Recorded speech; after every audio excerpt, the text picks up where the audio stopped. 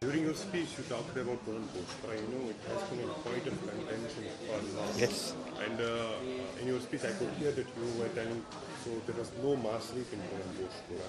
How are you so convinced that there was no mass rape?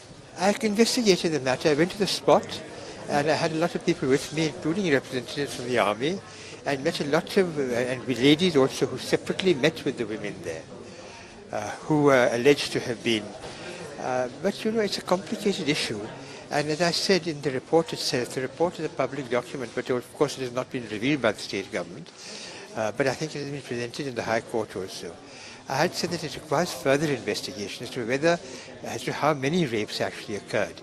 It is my guess that because some people possibly had been raped, the women of the village all said we all have been raped, in order, you know, to protect the identity of the person who had suffered that rape. Could be, but I never know the truth, because unlike in this case, it was never investigated. And that was my only recommendation. So you were there, then you visited the village. Yes, what yes. were your findings? I told you, my finding was that there had not been a massive rape. You know, it's the Indian Army. The Army will never do such a thing. And they're supposed to have had a lot of liquor. The allegation was they went and drank liquor. One in an operation, the Army office, I mean, I have a background in the Army myself. Are you saying those allegations were baseless? Were baseless. And they had been actually propagated and aggravated by people who at that time were spearheading the militancy.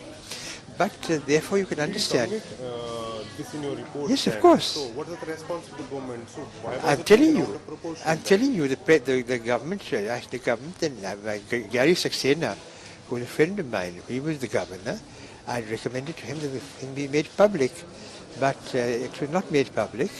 And the only thing that the government reported was that I had found that the allegation of mass rape was not founded. That's the only thing that was published. Okay. For further investigation, nothing was published. So do you think that the government at that time had some ill intentions? That's why Of this course. issue was taken out? The ill intention was to conceal the truth.